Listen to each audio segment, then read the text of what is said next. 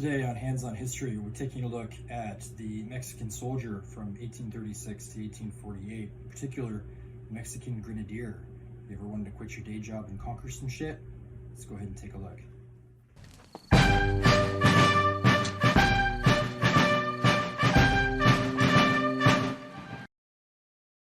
Today on Hands-On History, we're taking a look at the Mexican Grenadier from 1836 to 1848.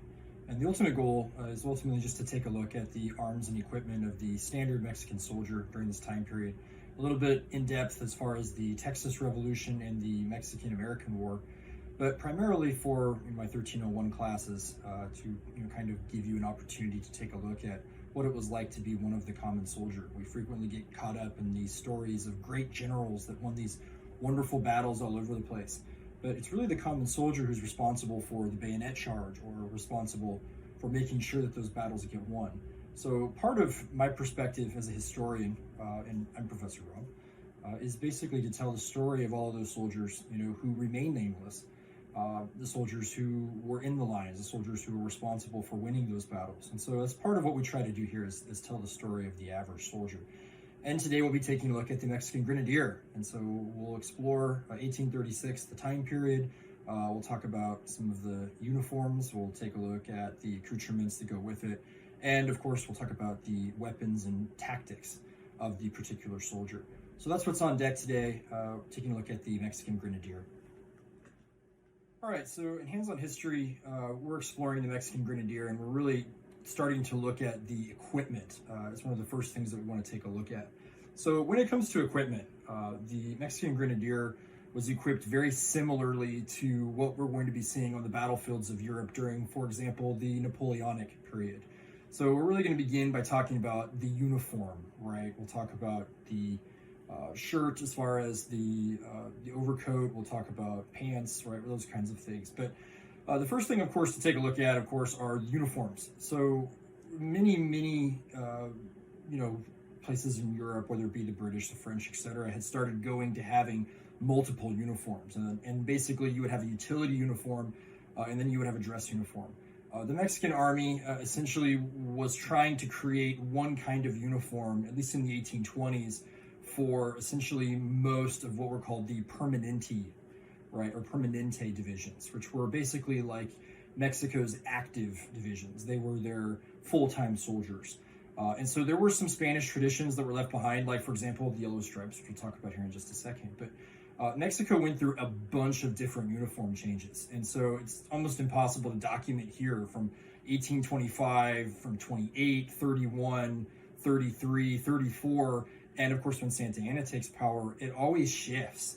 And there's always, a new guy who comes in and says, all right, we're going to do this and this. We're going to go with red piping. We're going to go with scarlet piping. We're going to go with white stripes. We're not going to do stripes anymore. Forget all that stuff that we did before. Now we're going to do something totally different. So because Mexico was kind of a political mess, which it was in the 1830s and 1840s, and in many ways it still is today. Oh my God! Many of that carried over into the army as well. So this was a big problem as far as trying to equip units. And if you read the primary sources from, for example, the Texas Revolution in 1836, they talk about extensively that these guys would show up in all kinds of different uniforms. They still had guys in the summer dress, which was like a white cotton uniform with red piping. Some guys were wearing their more winter clothing, which was really kind of their dress uniform. You had some guys that were, in the cavalry that had their own specific uniforms. And I'm not going to get into all of those because, the focus is, of course, on the Grenadier. It's on this specific type of soldier. So ultimately, the Activa regiments were going to have probably a better uniform. They're probably going to have more access to them than the average peasant, which I think goes into recruitment as well. When Mexican soldiers were recruited, most of the time they were just kind of selected from the villages that the army passed by. In fact, one source called it a kind of sanctioned state kidnapping, where those that were poor were just kind of selected as long as they were within that range of 18 to 40, and then they would basically just put them into the army. Obviously, Mexico didn't have as big a tradition of firearms use as the United States did, so a lot of the guys that you were taking had probably never held a gun before, and so they got limited training. They had limited abilities as far as what they could do just straight out of the box. The divisions that I'm portraying, as far as the Grenadier, these were from the Permanente divisions. These were full-time professional soldiers. And they basically did have fairly good training. And their training really was the school of war that we refer to as war itself.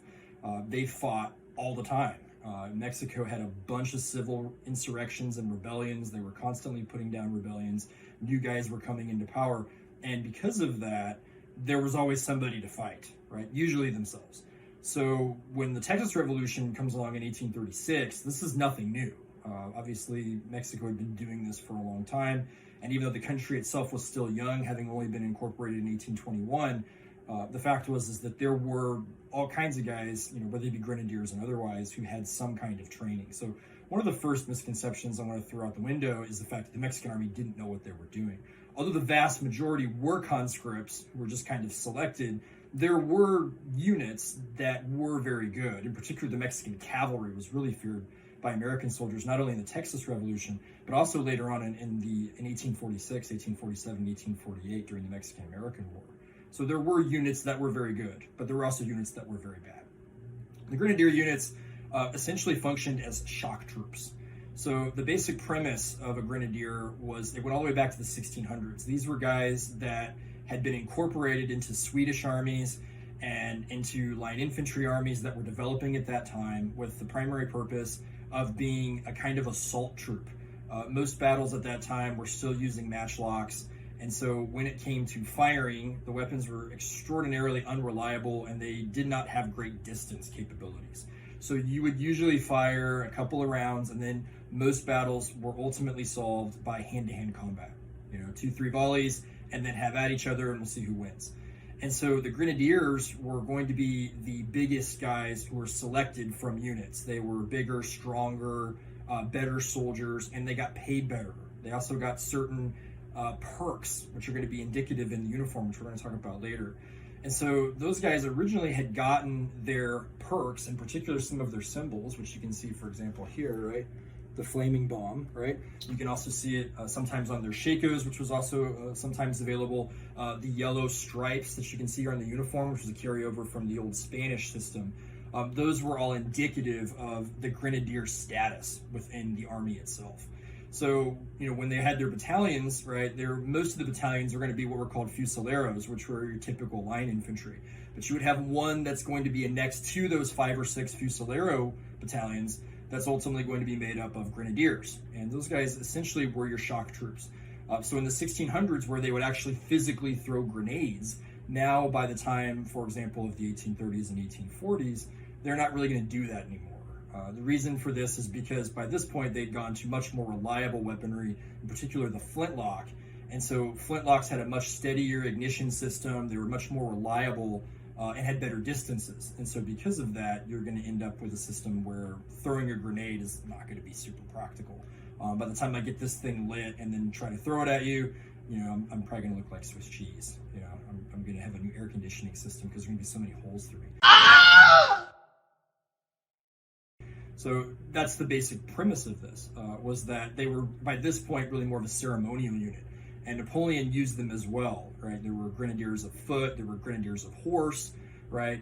Grenadier guard units. And so it was basically just to kind of mark a distinction of soldiers who were going to be above your typical soldier. And that's really, I think, what a grenadier was.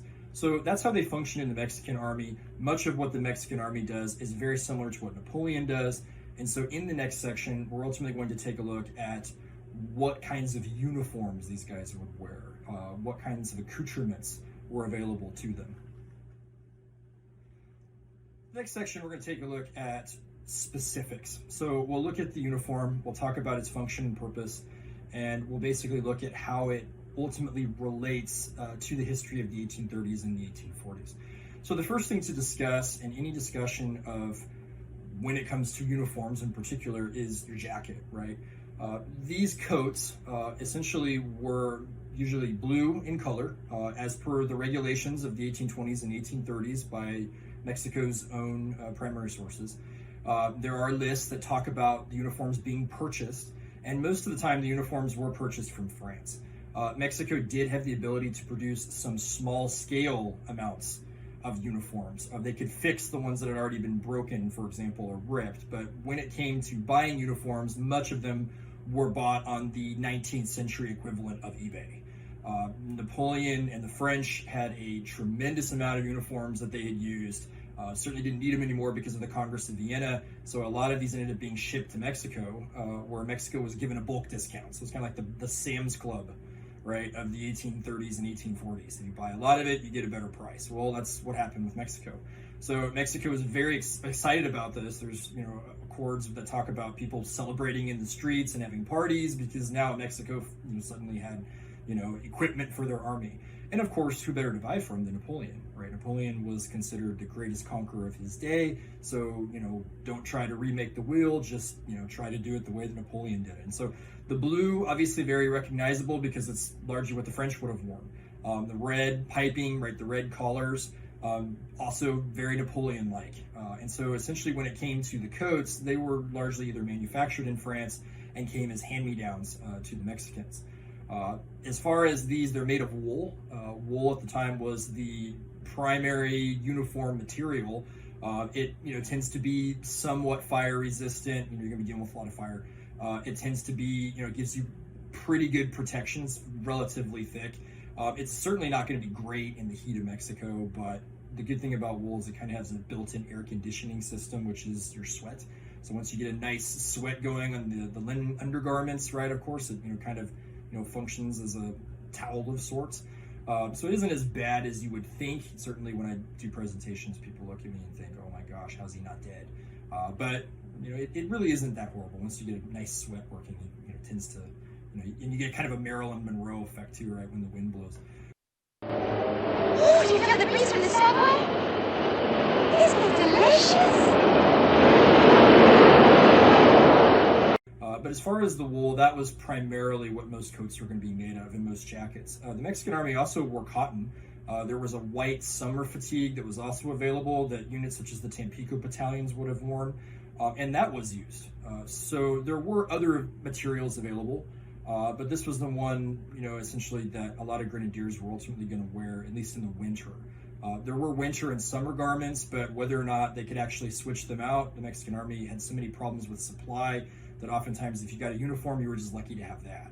The same thing's true with shoes. We'll talk about that when we get to shoes as well. So this is essentially the uniform you're going to see. This uniform is a little bit different than your traditional uniform. You can see, of course, that it's got some what are called epaulettes, right? You may have seen these before on pilots, right? But basically, epaulettes are there for a variety of different reasons. This one is to indicate rank. So in the Mexican army, to wear an epaulette like this, it usually indicates that you're a first sergeant. So this is somebody who's going to be a little bit above one of the higher ranking members of your company or your compania. And so that's what that's indicative of. It tends to make you a little broader, makes you a little bit bigger, right? So at a distance, you're going to be more intimidating. And so that's something that you definitely need, right? Considering that many Mexican soldiers are going to be a tad on the shorter side, you're going to want, something that makes you big and imposing, and at a distance, that's certainly going to help you out a little bit. So that's where your epaulettes essentially come into play, and that's a kind of a rank structure for the Mexican army. So those are some of the things I think that are indicative of the uniform itself. The next thing we'll take a look at are the pants. Now, when it comes to pants themselves, right, the Mexican soldiers tended to wear white. It wasn't the only color used. Blue was also used. Gray was used mostly for the light infantry, but for your fusiliers and for grenadiers, white was pretty common. White was easy to manufacture, surprisingly easy to keep clean. And so for those reasons, they continued with that color. Pants were made out of linen or cotton, and those were the most common materials that were used. So these are what are known as drop front trousers. The reason being is that they have little buttons here, right? Not only to secure your suspenders, but also so that if you were in the field, right, you take the buttons off and you can go and take a leak. So in a way, they're kind of tactical pants. Congratulations. How do you feel?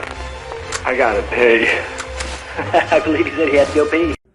They have a tactical role on the battlefield, which we've had some guys in our reenactment company who have found out the hard way how tactical they can be because their pants can fall down in the middle of an event. But The reality is that's what they were designed for. They were designed that you could take them down quickly and not have to take all your stuff off, and so you have drop front trousers for those reasons. And they were popular throughout the 1830s and 1840s. So you've got those for pants. You've also got, as far as your shoes, right? You've got what are known as brogans, right? Now, brogans essentially came in a variety of different shapes and sizes. One of the interesting things about them, because these were still used throughout the American Civil War, is they tended to not have a left or right foot. The reason for this is because of supply issues. If you need shoes, which you're going to need a lot of if you're in the Army, and you see some guy's leg got severed on a battlefield somewhere, that's a great source of supply, right? You can go and pick up, the leg is gone, but the shoe is still intact. But, if you need a left shoe and it's a right one, then you're going to be out of luck. Well, the good thing about wearing shoes that aren't left or right footed is that it's an easy supply fix, right? You can simply take whatever shoe is there and you put them on. Now, one of the questions that we frequently get is, well, isn't that uncomfortable? It is, very much so. But in this case, beggars can't be choosers. We know, particularly in the Mexican army, that many soldiers didn't have shoes. They either were sandals or they went bare feet. And it's hard for us to understand because there's not a lot of us in the modern age that go barefoot on a regular basis. But people back then did. And they probably developed some really hard calluses. I have some friends that run barefoot. And after a while, those calluses get really thick. And they're really important that they can, if they hit a rock or something, I'm imagining it would still hurt, but it becomes really thick. It becomes really hard, almost like a hoof. And so in that regard, people would have, been walking around barefoot. It was pretty regular for people to do that, especially poor peasants who couldn't afford shoes. That was a luxury. So when it came to brogans, if you did have them, you were just lucky to have them. You weren't really worried about, are they comfortable or not? And so those were some of the issues as far as wearing shoes. The other thing you notice about the shoes themselves is they've got wood on the bottom, right? The wood is there primarily as reinforcement so that it'll make the shoe last a little bit longer. And that was really important because shoes would wear out fast. It was one of the pieces of a soldier's equipment. We know during the Mexican-American War, during the Civil War, that these things, they were getting new shipments of shoes all the time because these things would wear out. So the wood's there to reinforce them, make them last a little bit longer. Brogans were made out of leather and typically black in color, but other colors were used as well. So I think it pretty much covers most of the major uniform stuff. I didn't really talk about the hat yet and the belt, so I will talk about those real quickly. The shako. So as far as your head, we go from your feet to your head, right? Mexican soldiers would have worn what was known as a shako, right? Shakos are essentially what you see here. They are a stovepipe-looking leather hat that was basically worn. They first went into existence when they were first being used. Napoleon used them extensively because they'd done tests, according to the sources, and they were really good at being able to protect against cuirassiers, which were basically horsemen with swords that would, try to, and they're going to swing at the top of your head, right? Because they're going to be above you. So I guess for protective purposes they were used originally. By this era in the 1830s and 1840s, they weren't really going to protect you real well. They are made of leather, which is nice, and you see there is some metal plates in there, which is decent, but I wouldn't rely on this thing. I would like some metal. I want something, like my Conquistador video that's going to give me much better protection than this. So I think it was really more of a fashion statement. This was something that was being used by most of the armies of this period, right, in the 1820s and 1830s. You'll notice that there are some interesting things on the shako. First of all, it's got this plate right here in the middle, right, which if you can look, right, it has a nice little eagle on there, right? There's words on it that say República Mexicana, right, which is, indicative, obviously, of the plate you're going to have if you're somebody from Mexico. Grenadiers would also have a bomb, right, that would be here instead of this plate. But because of supply issues, again, the Mexican army, you get what you got. Even though there were standards and regulations that this unit wore this or this unit did that, when it came to the actual supply, it was difficult to procure. So they probably would have worn a lot of different kinds of designs. But you'll see both, right? Both are used. You'll also notice that there is a cord here, right, which has little suspension hooks over here on the sides. Even has a little fluffy thing over here. Basically, this cord is red, which is to indicate the color of grenadiers. Line infantry or fusileros would wear yellow. If you were a light infantry or what was known as cazador, Hunters, they're going to wear green. So depending on your branch of service, right, depending on how you were fighting, that's essentially what color your cord's going to be, right? Again, mostly decorative. And then lastly, you've got this piece up here, this pom-pom, which was widely reported. And the pom-pom essentially is something that's going to be there. And what it is primarily doing is the pom-pom is there because it's going to make you look taller. You look bigger, more imposing. And of course, you've got the green, white, and red, which is the colors of the Mexican flag. So it's a symbol of patriotism, right, identity, and also it makes you look bigger and it looks cool. So these are going to be some of the features that are common of the uniforms of the Mexican Grenadier from 1836 to 1848. The last thing is here you can see the sash. Sashes were very common in this era, usually made out of wool or linen, right, depending on the structure. What does it do from a functional standpoint? Well, it does secure your suspender straps fairly good, and it does cover up a lot of your buttons, right? Uniforms were designed to be a little bit short, right, on purpose. There's a gap between this and your pants, so obviously there's a nice little place for your sash to go. So sashes probably were not issued to the average soldier. More than likely they were given to sergeants, they were given to officers. We know that this practice continues into the American Civil War of soldiers wearing sashes. So it was, again, another fashionable accessory. Does have some practical purpose. I had one student ask, could they use it as a tourniquet? Possibly, if somebody's, bleeding out, maybe you've got, a nice little bandage ready to go. I never thought about that one before. I thought that was a pretty cool assertion on his part. So these are some of the major pieces of equipment that the Mexican soldier would wear as regards to uniform. In the next section, we're going to take a look at the accoutrements, the leather pieces, cartridge boxes, storage facilities, and ultimately how the soldier would perform on the march. So that's essentially what we'll take a look at in the next section.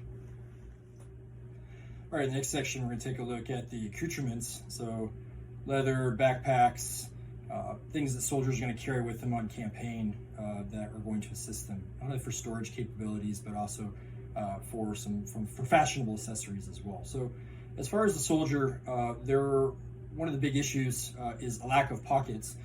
There were pockets, as you can see on this pant here. There were places that you could store some, but certainly you're going to want to carry rations with you. You're going to want something that's going to carry tools to work on your musket, that kind of stuff. And so this is essentially where your leather working capabilities are going to come in.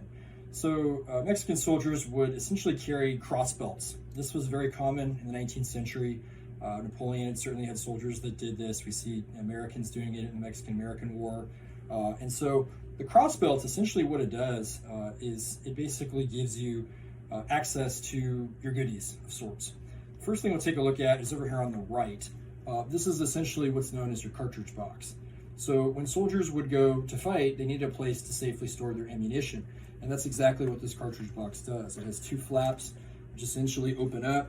And then if you take a look in there, you can see you've got cartridges, right? So these are basically filled with, depending on what your load's going to be, about 120 grains of black powder.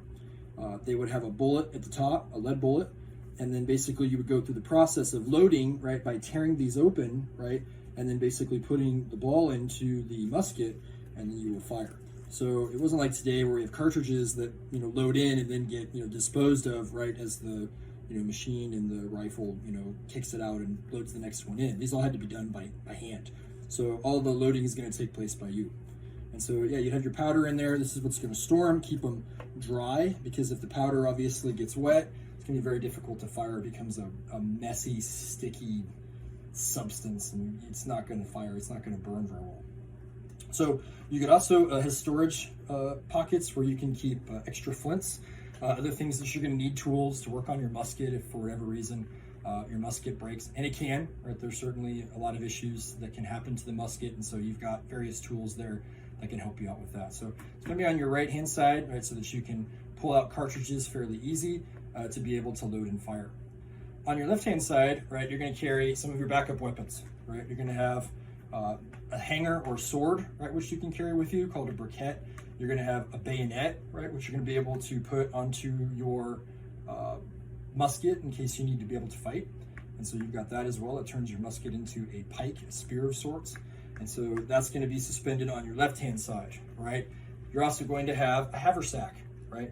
The haversack has several buttons, right? You can open them up, and then when you reach inside, you can find all kinds of stuff, right? Treasures and things you're going to need on campaign. So some of the things I've got in my haversack, right? Number one of the first things, right, which is obviously indicative of your Grenadier status, is a grenade, right? Now, whether or not these are actually used in the Texas campaign or the 1840s, probably not. I mean, they did exist, so it's possible that somebody could be carrying one, but they were really outdated by this period. So, I mean, you think Grenadier, grenade, but basically these were used primarily in naval combat for boarding actions. I think if you watch Pirates of the Caribbean, I think you see either Jack Sparrow or some of the other characters throwing these.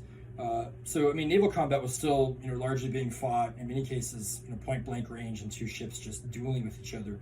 And so these things would be very effective during boarding actions.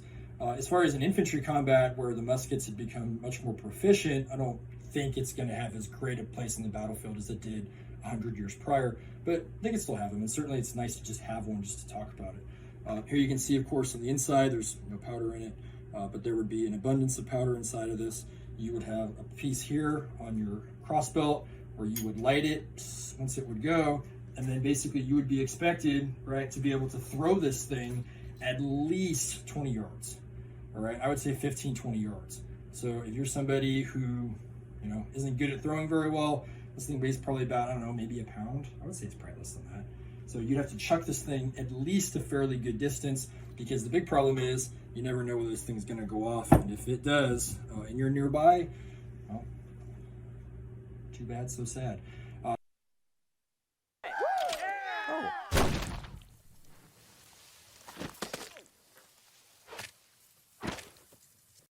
I guess that's the definition of hazard pay, right? And a lot of times in previous armies, grenadiers would be stationed on the far right, which was a position of honor, but it's also a place where if they blow themselves up, they're probably not going to harm the rest of the main force.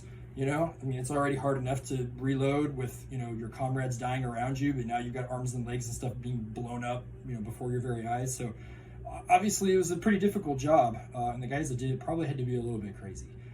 But that's basically essentially the grenade. In past decades, it would have been an extremely effective weapon. Now, as far as other weapons that I have in my little treasure trove, one last thing I did want to mention about the hat.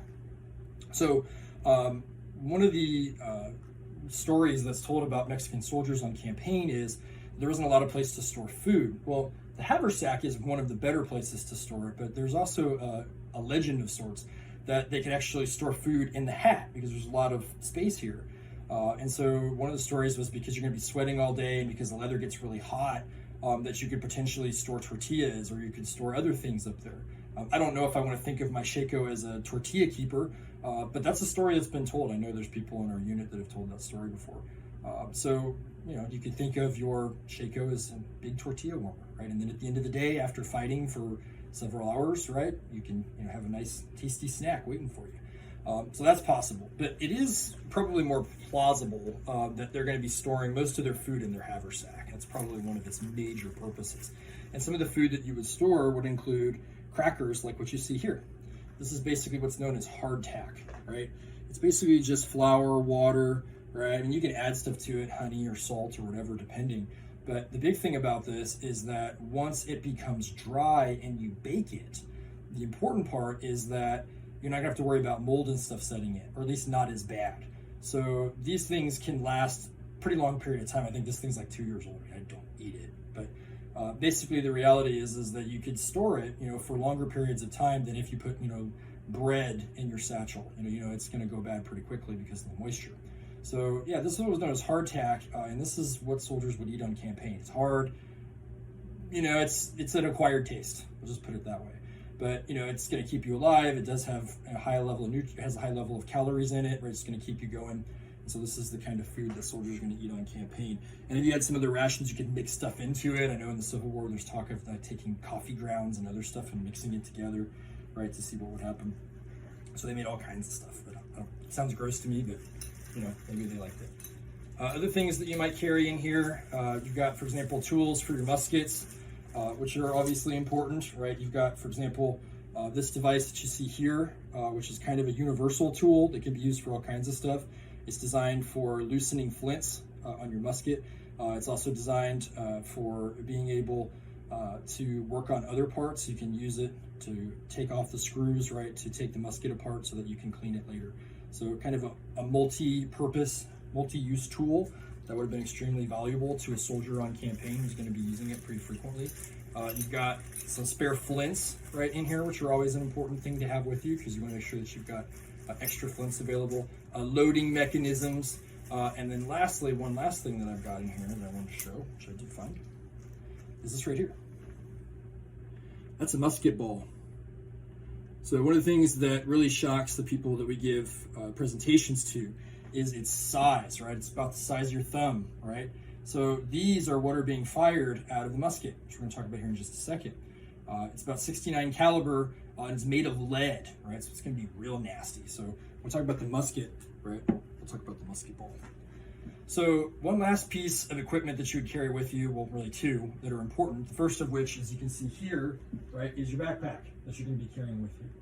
The backpack is made out of goat skin on the outside. It would contain your dining materials, right? Soldiers would carry a pot. They would carry axes. They would carry tools with them. They're usually going to end up in here. Basically, this is going to carry most of the stuff that you're going to carry on the march with you, right? The less stuff you can put in the baggage train, the faster the army generally is going to move. It's got the bedroll right at the top, which is important. That's essentially your moving bed that you take with you. It's going to be your Super 8, right, wherever you go. And essentially, you're going to carry this with you because this is most of your campaign gear is going to be inside. If you've got playing cards, if you've got other stuff, they're going to end up probably more than likely in your backpack. So this is going to be important for you on the march, right? It's got these straps. You're going to carry this with you, particularly during the campaign. And the last aspect that I'm going to talk about as far as accoutrements are concerned is, so we've talked about sword, we've talked about leather, we talked about, I think, most of the major stuff that I wanted to hit on. But in general, those are most of the big things that we talk about. Oh, I know what I forgot, right here. The canteen. So this is what's known as your canteen. Now, American soldiers in the Mexican-American War, for example, they would have used 10 canteens. The disadvantage of this, of course, is that water gets hot and it gets nasty. The advantage of using this, which you can see here, is a gourd, right? The gourd is important because it's really good at being able to keep the water inside fresh. So the gourd itself absorbs a lot of the heat, right? You put a wax sealant on the inside, which is what's to keep it being antibacterial and such, and you can keep your water in here and it stays cooler longer. Very simple, easy, because people are growing gourds and stuff all over the place. They're really easy to grow in your backyard, and all you gotta do is just hollow it out, right? And then heat it with wax. And so basically once you've treated it, right, then it becomes a really reliable way. You got a little cork in the top, right, to help it, and a little piece of leather that basically hangs from you. And so that's how you're going to carry your water on campaign. So kind of ingenious. It's one of those things that the Mexican army is going to be using, that the American army is going to look at and go, oh wow, that's really cool. It's a much better way of transporting water for the average person. So the last thing we'll take a look at are the weapons. In particular, we'll look at long-range weapons, close-range weapons, and we'll really take a look at what it is that allows the Mexican soldier to be effective in wartime. All right, the last piece that we'll take a look here, essentially we'll take a look at the weapons of the Mexican Grenadier as far as the kinds of weapons in the 1830s and the 1840s. So first of all, we'll talk about your close-range weapons.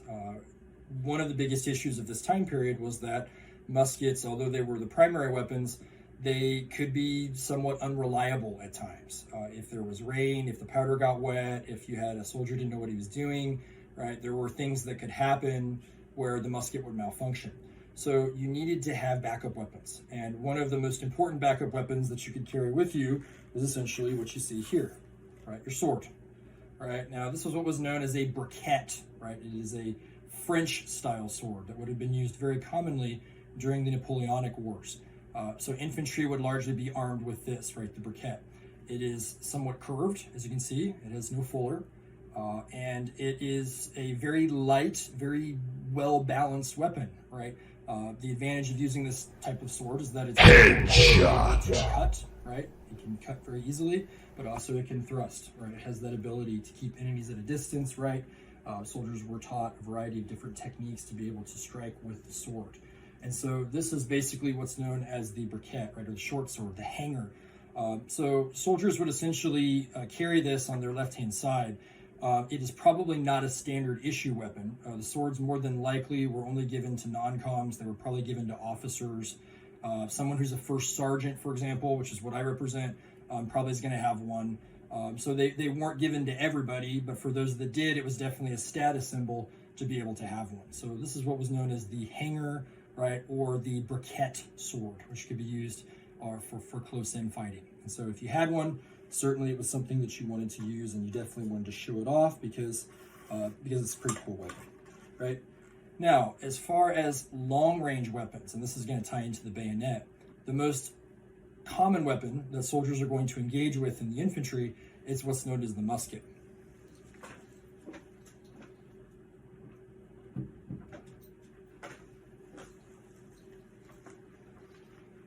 And here it is. So this is what is known as a smoothbore musket, right? It's what's known as the Brown Bess. Now, those of you that are American Revolution enthusiasts, you're going to say, Brown Bess? Really? Well, yeah. Essentially, the Brown Bess musket, which you see here, was the predominant weapon of the American Revolution. This is a weapon that was used by the British in the 1760s, 70s, and 80s. And it went through multiple models, or what do you call it, different designs. So during the American Revolution, you had a lot of first models, and then you had second models that were coming out. The most primary version that was used by the Mexican Army was what was known as the third model, or the India pattern musket.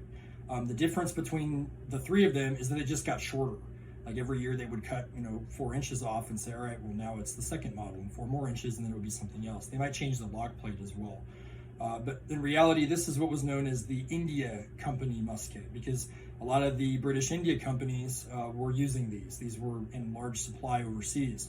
So as they started to get to better weaponry and upgrade to percussion weaponry and others, the stuff that was left over, that's what got sold to Mexico.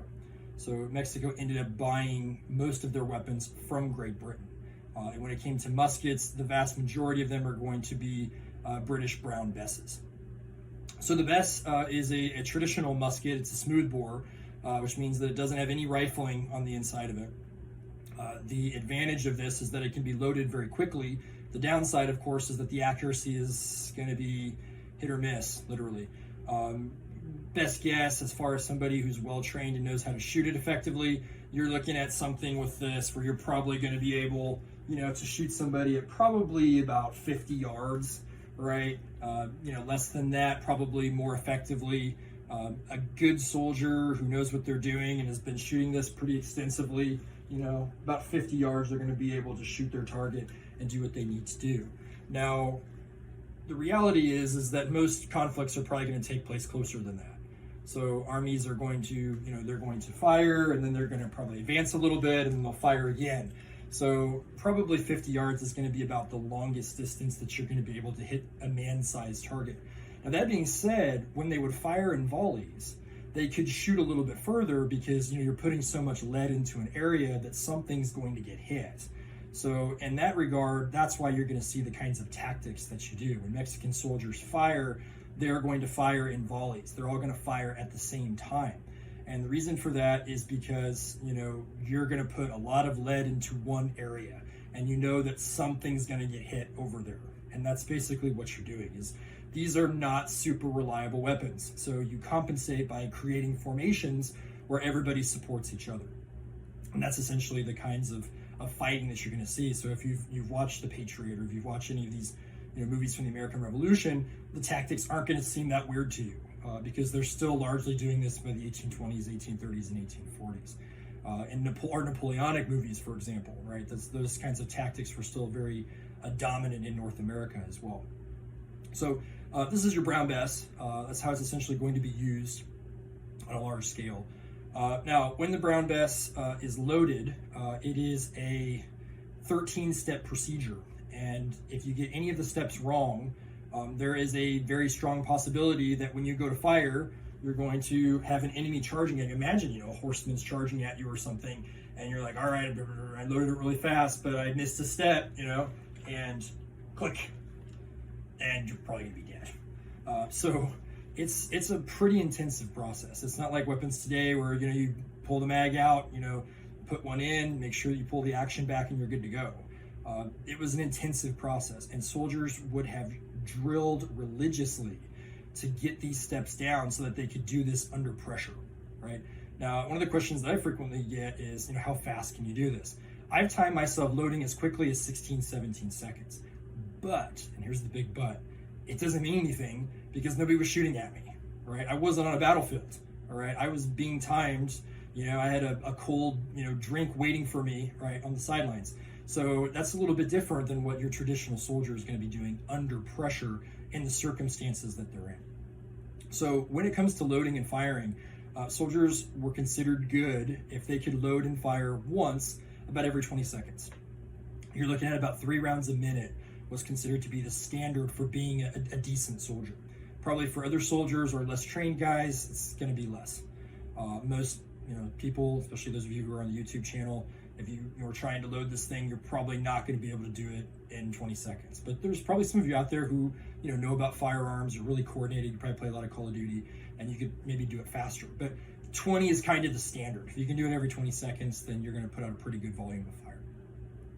So to us, it's maddening because we can't imagine reloading longer than we're actually fighting. But you know, this was the technology of the time, and that's why they used the formations that they did, because one row would fire, the next row ultimately would either step back or would go down to a knee, then the next rank would be able to fire, and then they would do the same. And so you got some people that are reloading and you have some people that are firing. So you're constantly putting fire on the enemy, whether it's by platoon, whether it's by rank. There's all kinds of different ways in which you can do it. So that's essentially how the Brown Bess is going to be used in battle. Now, what happens as far as the overall steps? So basically what you're going to be doing, I'm not going to walk through all of the different steps, right? You can come to one of our living history presentations and we can walk through the whole thing. But the general principle is that you've got this weapon here, Brown Bess.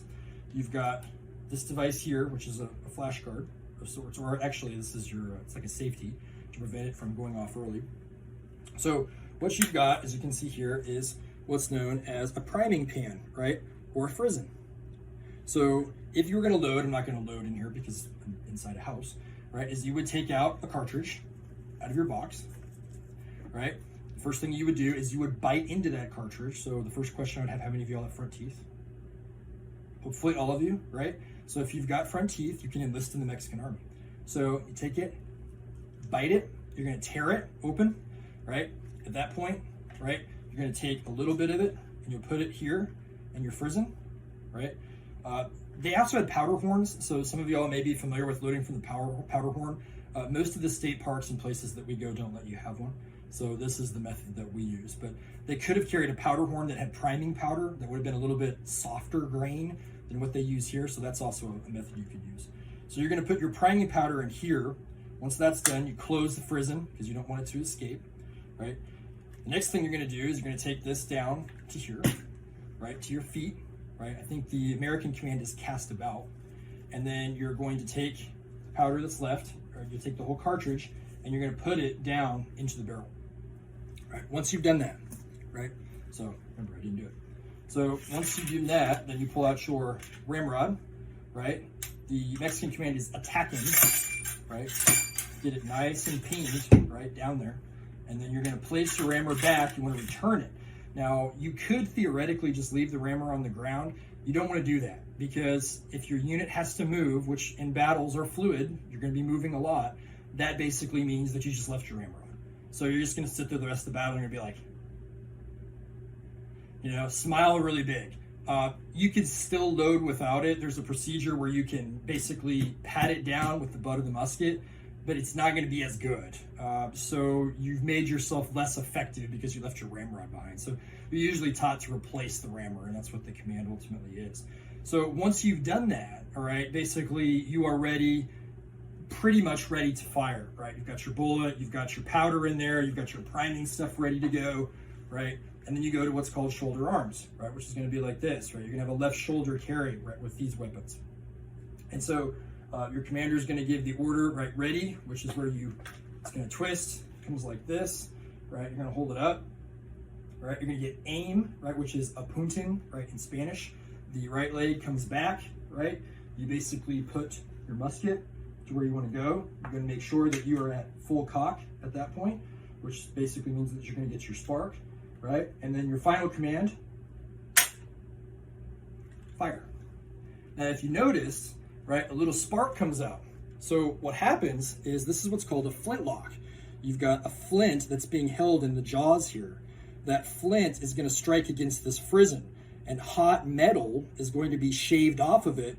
That's going to ignite that powder in the pan. There's a little device in here called a touch hole where the fire will go through, and that will ignite the main charge of gunpowder in the barrel. And then that is basically going to send your bullet propelling out of the barrel. And that's essentially how you would load a smoothbore musket, which is going to be the primary weapon for the Mexican Grenadier, but also for most Mexican forces in the battles at the Alamo and the 1830s and in the 1840s as well. So that's the loading procedure, right, for a smoothbore brown bess musket, right, as per the Mexican Army regulations of the 1830s and 40s. Right? Now, what happens from a science standpoint?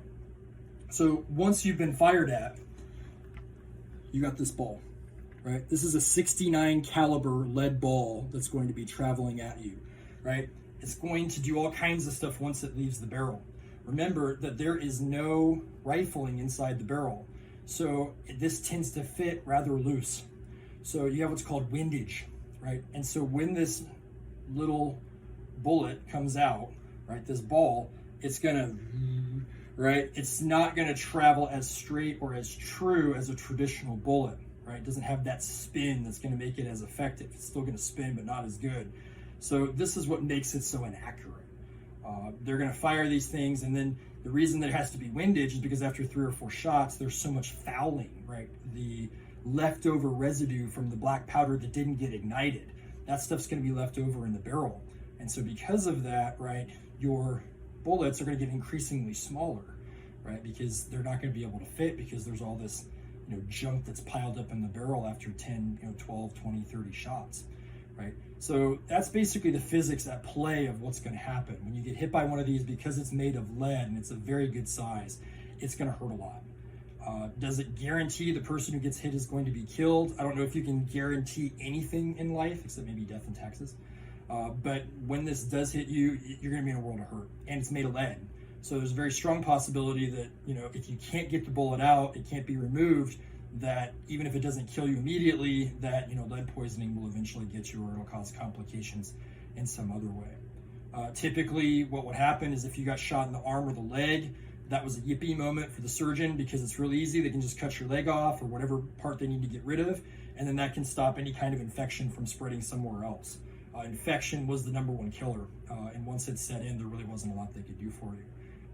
But basically, that's what this ball is going to do, this lead ball that's being fired. And you can imagine thousands or tens of thousands of these being fired at once. The smoke is going to be ridiculous. The noise is going to be very loud. And those are some of the experiences that we get kind of as reenactors, but that's basically as far as what it's going to be like to fight in the 1830s and 1840s. So that's the brown bess musket, the primary weapon of the Mexican Grenadier. It can also be used in other ways. So let's say, for example, that you need to fight hand-to-hand. Let's say that for whatever reason, your musket misfires, or it's, for whatever reason you're out of commission, or you end up in an assault where you're going to have to fight hand-to-hand with it. Well, obviously the musket is pretty good size, right? So you can, flip it over and you can whack people with it with one end. Or the other thing that you can do is you can take your club here and you can turn it into a pike, right? Through the use of what's known as a bayonet. Now, the bayonet that you can see here is triangular shaped. One of the common reenactorisms that's out there is that triangular shaped bayonets make wounds that are unhealable. I don't think there is such thing as a wound that's unhealable. That's not necessarily true. What is true is that they went to a triangular design because it was more durable. The problem they had with early bayonets was that they broke a lot because the soldiers would find ways to break them. So they went to this because it was a more robust construction. That being said, you can see the tip on it. It's going to go in small, it's going to come out big, it's going to leave a pretty big gash. So if you did get bayoneted, it's not going to guarantee the person's going to die, but they're going to be in a really bad mood. It's certainly going to do a lot of damage, and that's why these things were designed the way that they were. So this is your bayonet. it is what is known as a socket bayonet because you can see the socket on it. Early designs had a ring. They would literally just fit over the top of the barrel. The downside was that when they would stab people, the bayonets would stay stuck in the people that got stuck, and now, you know, basically you're weaponless. The other designs they had were plug bayonets. Those were the really early ones, and they literally just put those right in the barrel. So the downside of that, of course, is that you're not going to fire your musket, at least not well. So the socket kind of solves both of those problems. What you do is you fit it over the top. There's a little locking mechanism, and basically at this point, it's good to go. And that's basically what's known as your socket bayonet, a design that we still have some militaries are still using even to this day.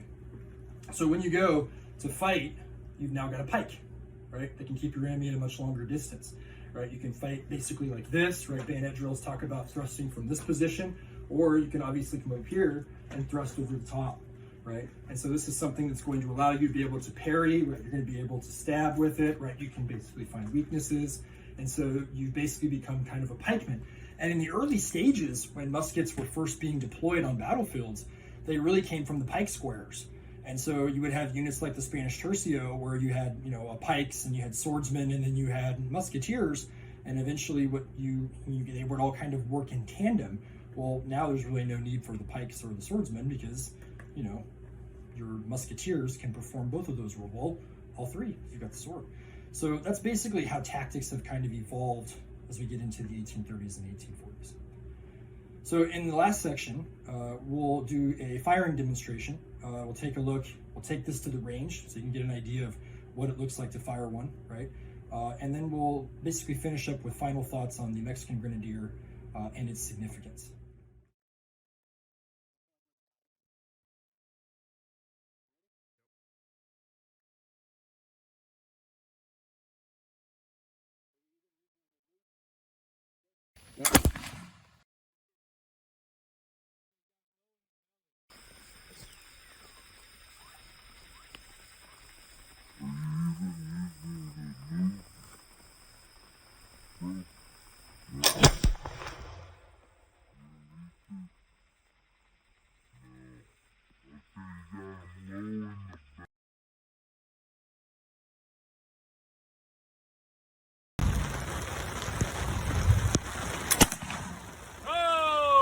Okay. Right above, you're right in the 8 spot. Okay. Right above the number. Okay. So I hit him in the chest. Yeah. So you hit them about, like if this is the 10 ring, you got about right here. Okay. Well, that's. Oh, that was way low. Shit. I saw it hit the. Oh my God! Hold on! Oh God! Oh God! Oh God!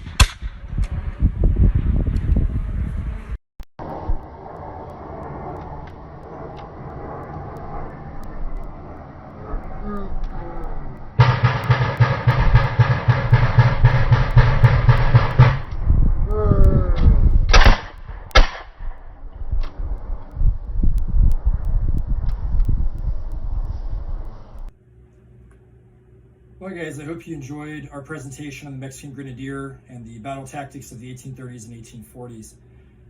And so, again, as far as the conversation, although this presentation is over, right, the debate continues on, right, through your comments. Feel free to keep them coming, right? Hopefully you recommend the video if you enjoyed it. The point of these videos, ultimately, from hands-on history perspective, is just to get you guys to be able to see history, to feel it, to touch it, to understand how it operates. And I think in a lot of ways it makes it more effective. So we'll try to continue with more of these videos, hopefully for those of you that are interested. Also, the last thing I want to talk about is just essentially, the commitment of the Mexican soldier.